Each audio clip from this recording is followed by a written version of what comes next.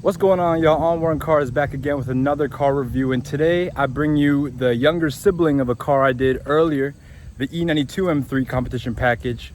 Today I present to you the F80 M3 competition package.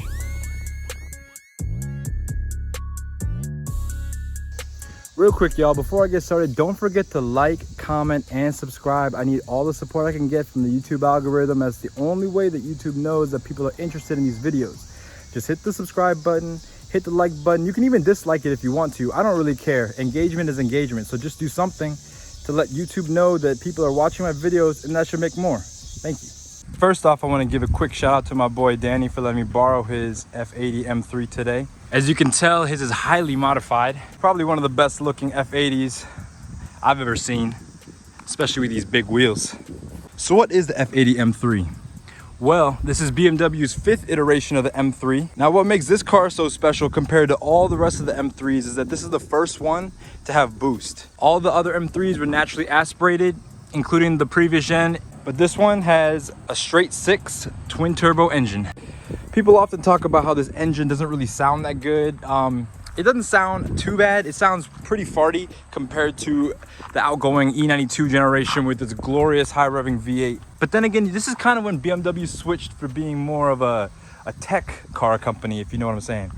They don't care that it doesn't sound that good as long as it puts out the power, which it does. This is miles ahead of the S65 found in the E90, and it's way more fun, if I'm gonna be honest. Just driving this around, the boost sounds, it reminds me of what a 335 felt like back in the day when they first brought out the twin turbo straight 6. The 335 was an amazing car. It had so much tuning potential out the box, and it could handle a good amount of power with just turning up the boost, and this kind of follows the same direction. BMW wanted to make a car that enthusiasts will love, and they could actually take it to the next level. With the naturally aspirated V8, there wasn't really much you could do to extract that much more power, besides doing the entire exhaust system, headers, catback, everything. Or you could add a supercharger, but that was easily almost 10 grand. So what they decided to do with this was give it a smaller power plant, give it turbos, make it easy to tune, make it have that low-end torque that the E98 series was missing. And this car, I'm telling you, it handles so much better.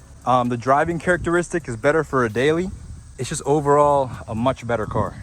So the F80 M3 was produced from 2014 to 2018 with the LCI model coming out in 2016, which is what this is. This is an LCI model, which means that it has a few little upgrades here and there. Obviously, with BMWs, the LCI model is gonna have the upgraded taillights, but Danny obviously put in some taillights of his own, as well as doing some custom work with the headlights, including blacking them out and getting a new cover for them. Looks mean. Other than that, this car does have a DCT like the old generation. 7-speed dual clutch, shifts really nicely. Not really much to complain about there. It handles the power nice, shifts way better than my SMG in my M6, but that goes without saying. I really like the way they went with this design in terms of the F80 BMW, how they made it way wider than its regular 3 Series counterpart, the F30. As you can see, not only in the front fenders, but in the rear fenders as well. You can just see how much hips they gave it. It really looks insane when you're standing beside it. So I know what you guys are wondering, what mods does this car have? And it has a lot. I'll start off with the aesthetics. It has a GTS style hood. As you can tell, this isn't the stock hood. It has the vent right here along with the hump. Very good looking hood in my opinion. We also, as I mentioned before, have the blacked out adaptive LED headlights. He also added brand new lenses to make them look extra new. In the middle, we got some black grills. And down below, we have a V-style carbon lip. Very nice. Moving around to the back, we have an M Performance style carbon spoiler, as well as these Bay Optics LED GTS V2 taillights. Similar to that found in the M4 GTS, it's the same style, has the same light up pattern. And moving down below, we have a 3-piece Vorsteiner carbon diffuser. Stock tips though. This car is black sapphire metallic along with the full merino leather interior. That means we have leather on the upper dash as well as the upper doors. And finally, it's on lowering springs, as well as having 20-inch signature SV302 two-piece forged wheels. All four wrapped in Michelin Pilot Sport 4S's. And we have a 265 in the front and a huge 295 in the rear.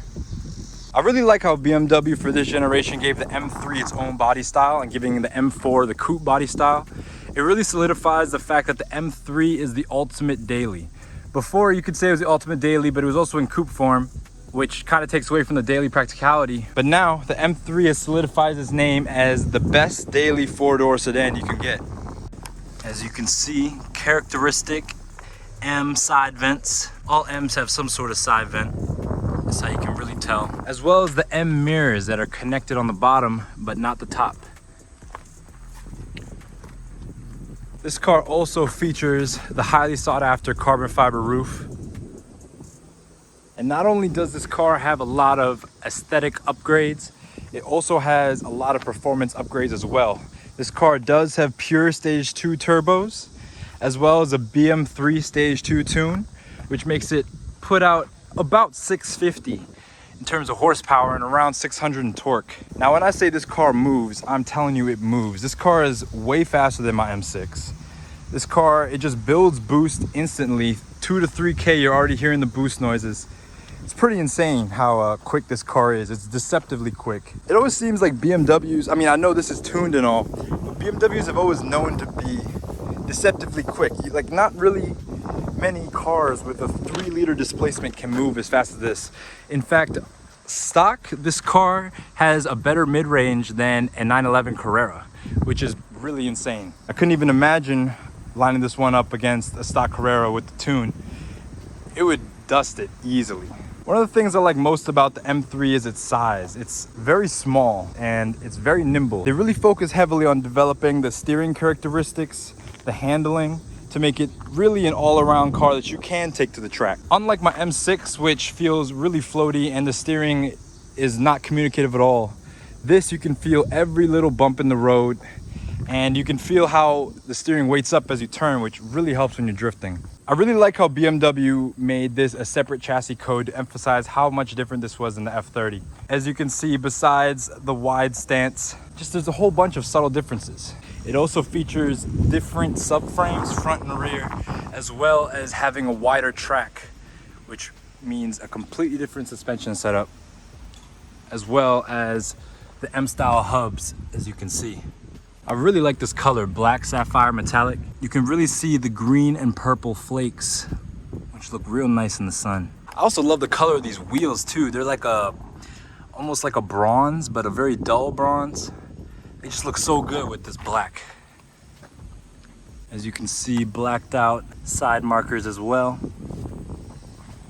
You know, typical BMW stuff. I really like how the F80 bumper looks compared to the regular 3 Series. You got all these cuts and curves as well as real functional vents, which is very surprising for a car of this age. As you can see, also blacked out the lights in the bumper. And characteristic of an M3, the quad pipes. This one sounds really mean.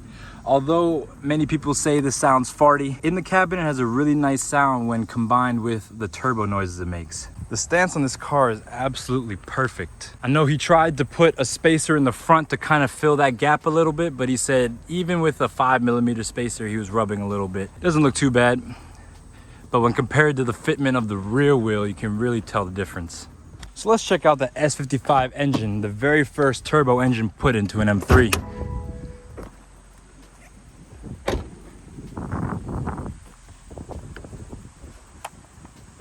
Almost completely forgot that these F-Series M3 just have a double hood opening latch instead of coming around and opening it from the front like every other car.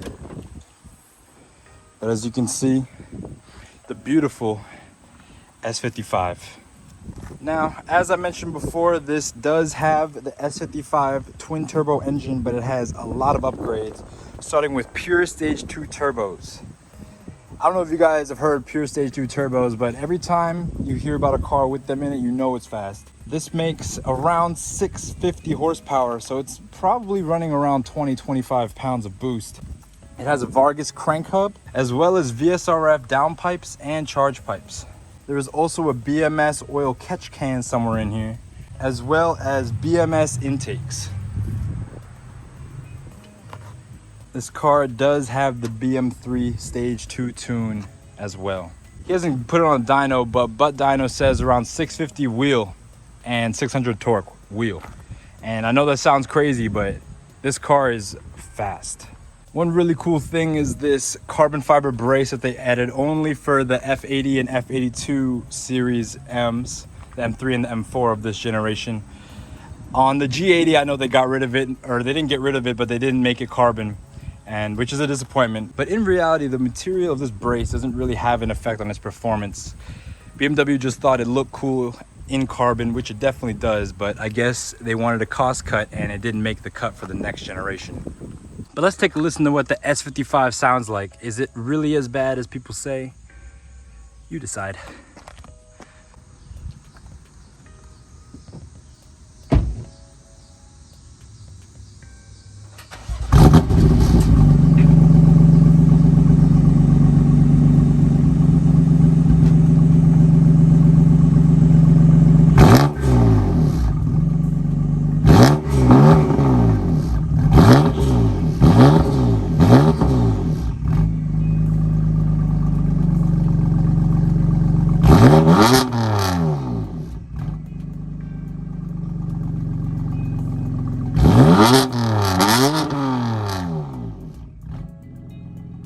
Sounds pretty raspy and farty on the outside, but that's just from a revving standpoint when you're not putting any load on the engine. When you're actually driving the car and putting all that load through the engine, it sounds a lot different and, in my opinion, a lot better. But enough of me talking about the outside of this car. Let's go in the inside and see how much different this is compared to the E90 series M3. Moving on to the interior of the car. Sorry about the bug noise. I know you can probably hear them in the background. They're in the trees doing their thing. But we can see that this car looks way better than the F30 I reviewed in terms of materials, because this does have the full merino leather package. I believe there are several different leather options, including Napa leather, the Synthetech, which was in the F30, but the merino leather is the top of the line, and as you can see, it is the full leather option, which means it has leather on top of the dash, as well as on top of the doors, glove box too. Everything that's not wrapped in carbon fiber or this metallic plastic does have leather, and it looks really nice. Starting over on this side, we see the M3 gauges. These F-style gauges are growing on me. I like how they incorporate both the regular analog gauge as well as having a digital area underneath. This means that it still has that old school feel, that classic feel, along with all the technology and all the options that this car has. As you can see, it has the navigation option as well, which means it has the full Idrive system. Looks very nice, way more updated than the E90 series Idrive, even in the last model years. I know they had an updated system. This is the system after that, and it looks a lot nicer. Response is really good. And under that, we have the typical BMW vent setup with the hazards and the unlock in the middle, as well as the face temp underneath. I mentioned this before. Not really sure how it works, but it adjusts the temperature that hits you in the face. Underneath that, very simple F-style radio layout. You got the presets on top, CD drive with your HVAC underneath. Very intuitive, very simple. It makes sense. You didn't really have to make it more complicated than this. I like the fact that BMW still includes buttons like this instead of turning it all into a screen.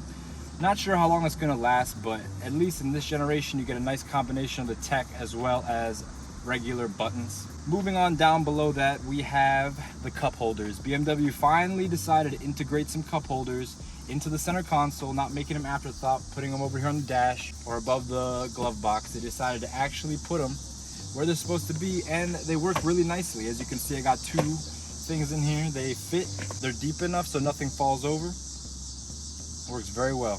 Below that, we got all the suspension and power buttons, as well as the camera button and parking sensors. But here we got the shift speed, the suspension settings, as well as the steering settings. And to the right of that, we have the shifter, which is in typical fashion for BMW M cars.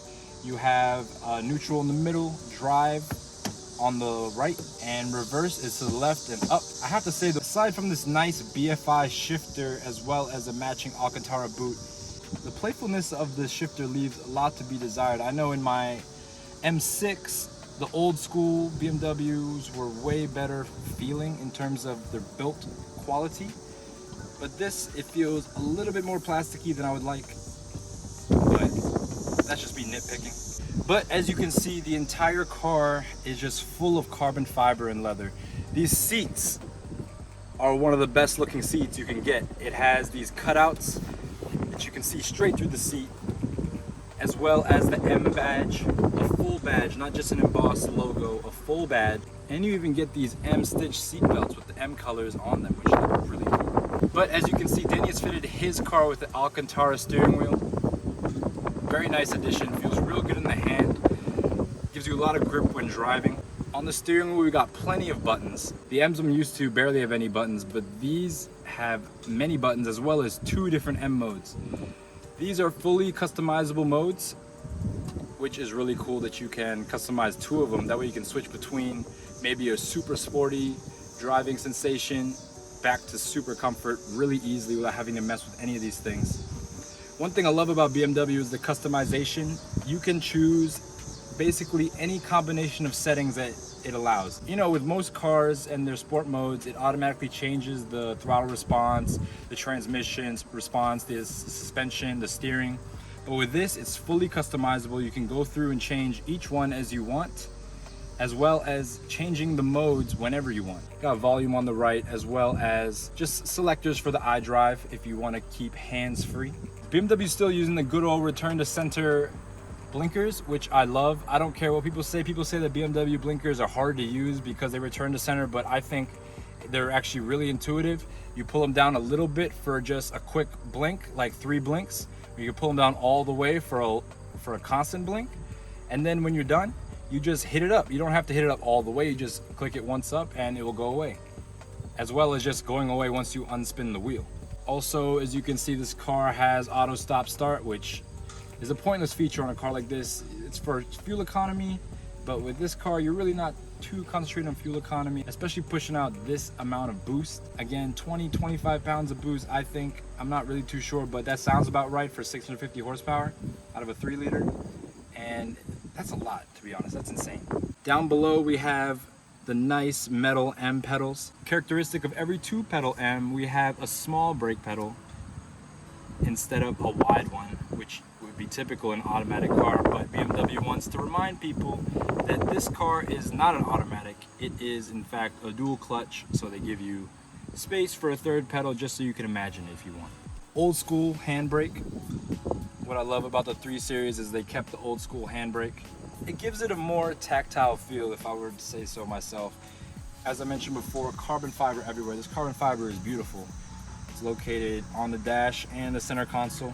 Along with the aftermarket Alcantara steering wheel, Danny also fitted an Alcantara armrest, which looks and feels really nice. This car, along with being a comp package, is also the executive package, which means you get all the features. There's nothing left unturned in terms of features for this car. We have heated and cooled seats. We have the full 360 camera, the top-down camera, as well as front and rear cameras. We have the rear and side sunshades for the back seat, as well as the Harman Kardon surround sound system, which sounds really nice. Also, this car is a heads-up display, which is really bright, and you can see it perfectly fine in the day, which is really good. One thing I have to say is that these seats, though they look nice, they aren't as comfortable as I would like them to be. They feel a little hard, especially like right in where the back meets the bottom. Right here is kind of hard, and you can feel it when you sit down. The cushioning starts in front of the area. It's kind of strange feeling to describe, but it feels like you're almost sitting on like a bar, right where your butt meets the back. We got the black headliner, not Alcantara, but it is very nice compared to just a regular tan headliner found in most 3 Series. And because this car has the carbon fiber roof, there is no sunroof, but you do have a lot more headroom. The idea for this is you want some more room for your helmet when you're taking this to the track. Obviously, this probably doesn't go to the track that much, but the idea is still there. Good sized glove box. As I said, wrapped in leather. Looks really nice. Seat room isn't too bad. This is typical 3 Series. I have to have the seat pretty far down so my knees don't hit the dash, but that's really what you get with these cars. They're not the biggest cars, but they do the job in terms of hauling regular sized people around.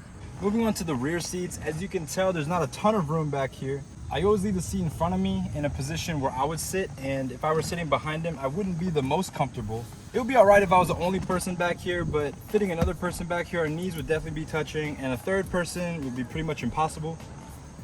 But then again, that's typical 3 Series right here. I do like how the cutouts can be seen from the back. They look really nice. The leather actually wraps into the cutout, so it just feels nice. There's good feel to the seat. I can see why they're not as comfortable, because they're pretty thin when compared to seats in the past. The seat is probably only about 3 inches thick, and that just means that there's less padding. In the center, we have typical backseat amenities, 2 vents with fan speed, as well as the temperature selector. And down below, we have heated seats. Not that much going on back here in terms of amenities. This doesn't fold down, which I thought it would. I guess there's just a 60-40 split. Not too much really to speak of. You have good placement of speakers. You have the tweeters up above, as well as the speakers right next to your knees. And continuing with the full leather package, we have the leather going along top of the door. Really hard to describe how good this looks in terms of when compared to a regular 3 Series, just having the full leather package. Up here would have been like the same material as on the back of these seats, which is this like kind of fake leather looking material, but it's kind of feels like rubber almost. That's what would have been up here, but the full leather with the stitching just makes it look 10 times better. Headroom is pretty good.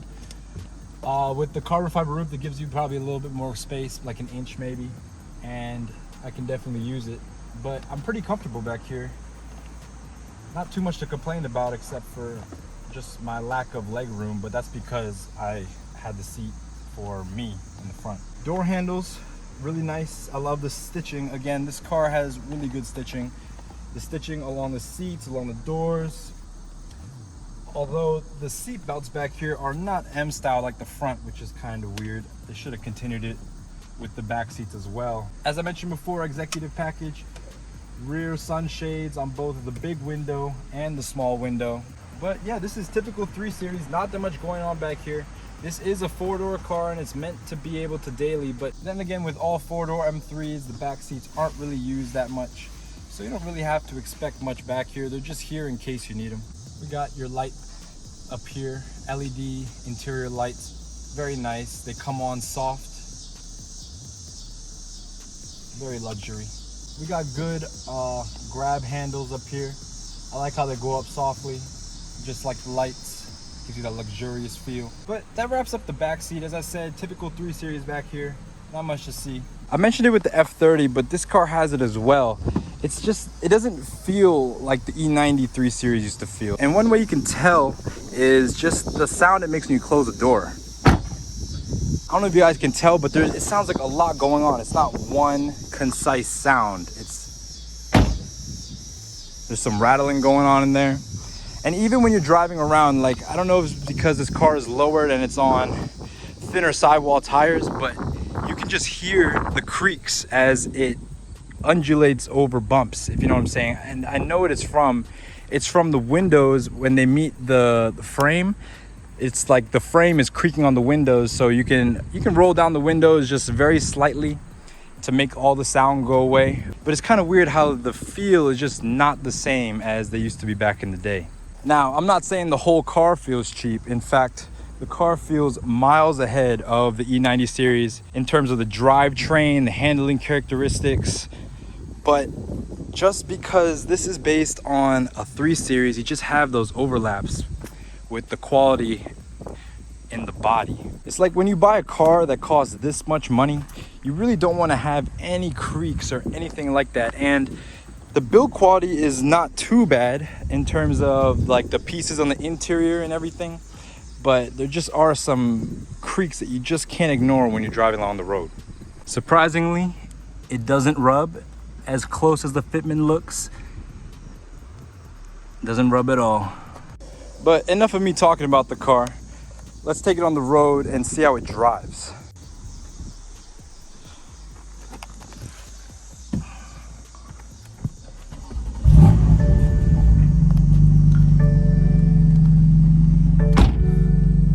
So what is the F80 like to drive? Well, for one, the characteristics are a lot different from its older sibling, the E90, in terms of the way the power builds up. And that's probably one of the best things about this car, is how much low-end torque this S55 motor gives you when compared to its naturally aspirated V8 predecessor. This car feels a lot more tight than the E90 series. Not only is the steering a lot tighter, I know it's electric, but they did a really good job in terms of making sure that it communicates well with the driver. The DCT, I haven't driven an E90 DCT, but I imagine it feels pretty similar to this. The technology isn't that much different, but the DCT is night and day compared to the SMG, and it's a great transmission.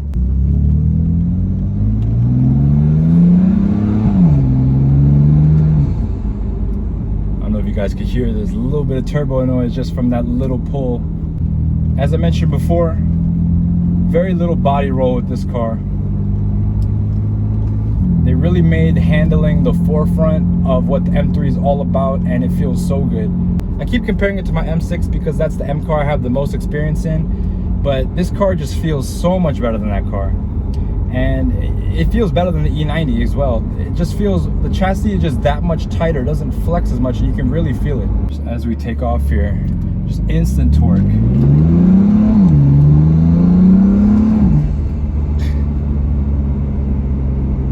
What a turbo motor just sounds so good. I don't care what people say. They always say, oh wow, I mean, like NA motors obviously sound better out the back, but turbo motors have just so much more going on. You can hear the spooling of the turbo, you can hear the intake, just the sounds are just completely different. Put it in M mode just to get some faster shifts. This car, man, it just makes the craziest sounds, and it just goes. I've actually never felt a car that just goes like this.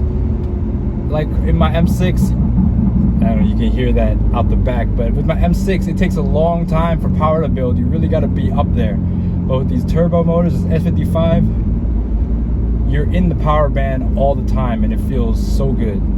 One thing you do notice right away is the fact that you're riding on 20s. This car, it kind of crashes over bumps, and you can definitely feel every little thing in the road with these thin tires. But that's the price you got to pay for looking good, you know?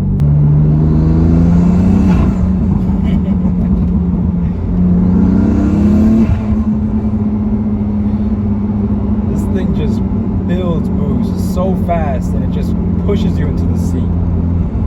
It's just a crazy feeling. Let's get on the highway real quick. At least get a pull or two, you know. Watch out for the fence, you already know.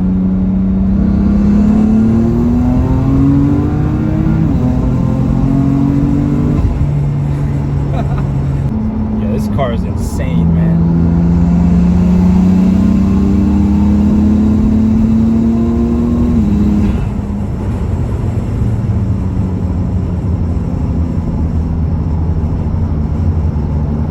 Sounds are crazy.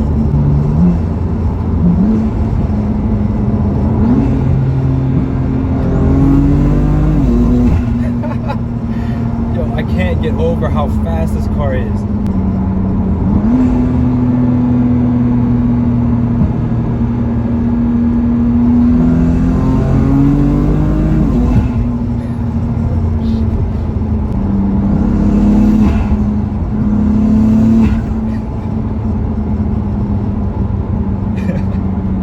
I love the heads-up display. It's really clear. It looks like a screen in your window. It doesn't look like it's being projected at all. Something I really love about this. You can see it easy. You don't have to look at your gauges at all. This thing, man, it just endless power. The power band is so big for only revving out to 7 grand. It's like from 2 to 7 you're in boost, and it's crazy. Well, maybe like 3 to 7, if I'm being honest.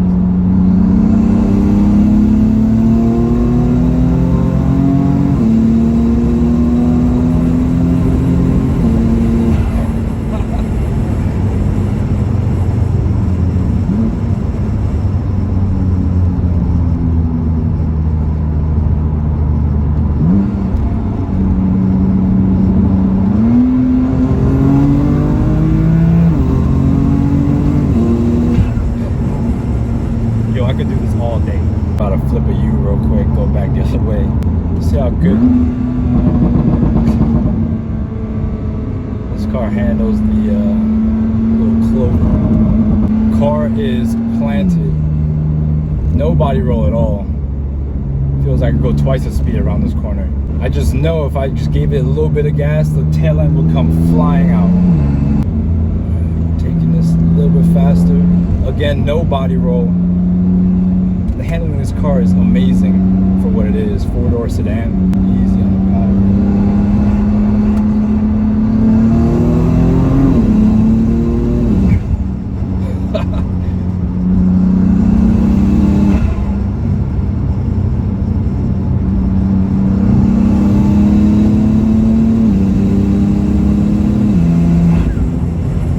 Could get you in trouble real quick.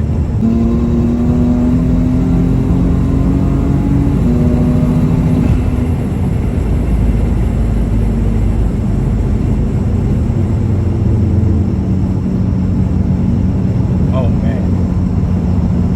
This is easily one of the most fun cars I've ever driven. Just the way the power is delivered, it's instant. It doesn't sound that bad at all. It sounds good to me in here. I can't speak for what it sounds like on the outside, but in here, it sounds great. Steering is really nice. It doesn't get upset on the bumps, even with these 20s and being lowered. Man, I don't know how you can drive this car slow. This car is way too much fun. People keep trying to race me. Just keep on moving. You're not gonna win. This transmission, when you're giving it gas, it's so fast. Like, it's instantaneous. You don't even feel any types of gear changes. It's just power. The sound changes, but the power is the same. It's really weird. I guess it's not that weird for people used to DCT and dual clutch transmissions, but it's just a strange sensation. Almost feels like a CVT. It just keeps going. Dang, this car, it just wants to turn. Like I'm just giving it more and more and it doesn't care. Go too crazy.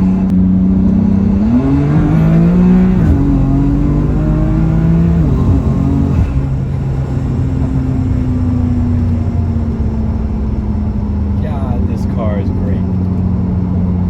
Wow.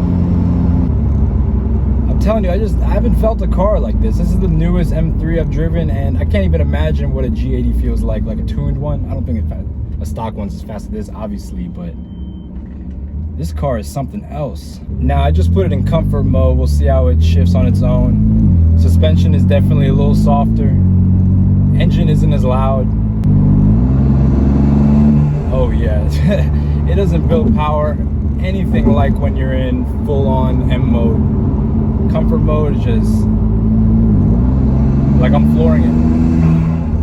And nothing. It's just night and day compared to when I'm in full M mode.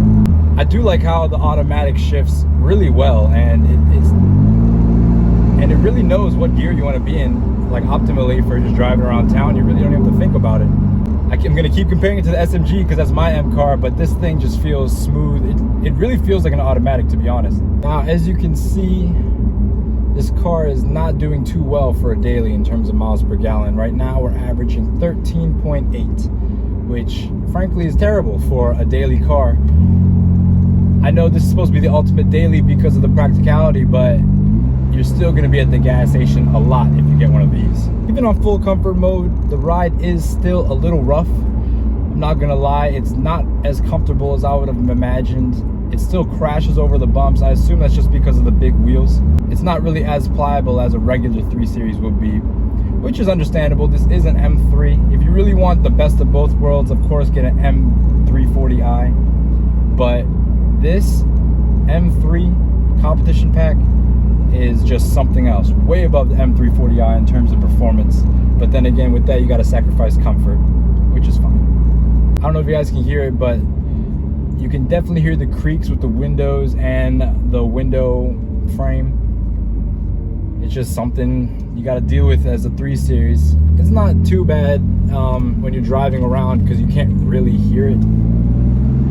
But at slow speeds, when you're not revving the car out, you can definitely hear just the slight creaks. There are some other creaks as well. The center console creaks slightly and makes a little bit of noise when you're driving around. That combined with the windows, and it just has a little bit more road noise than I would have anticipated, considering this is the top of the line model, the executive package. You know, the most optioned, the most comfortable out of all the packages. So I would have expected a little bit more sound deadening, like in the wheel wells, for instance. But then again, I'm really nitpicking here. It's not too bad.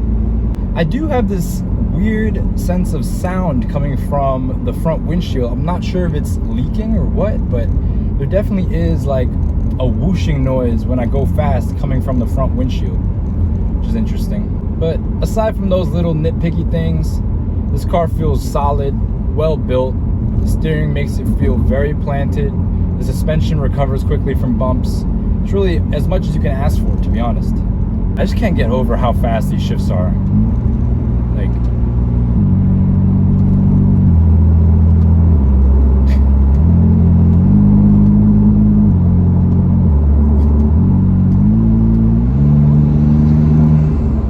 the shifts are just insane. A lot of people said that you should get the manual as opposed to DCT. It gives you more feel, but in my opinion, the DCT is just much easier to go fast in, and it's a little bit more fun than driving a manual. The manual, you're always limited by your skill, but this, there's no limit. You just hit the gears and go. I really like the deep tone when you're in like 1 to 2 RPMs. Such like a guttural noise. It sounds really good. Once again, I want to thank Danny for letting me borrow his F80 M3 composition package with all these mods. It takes a lot of trust to let someone take your car out with this much power and you're not even there with them. So once again, Danny, thank you so much for trusting me with your car. It's been a great experience, and it definitely makes me rethink about getting a newer car, because frankly my car is starting to feel old as hell at this point. And don't forget to like, comment, and subscribe. Let me know what cars you think I should feature next, and y'all have a good one.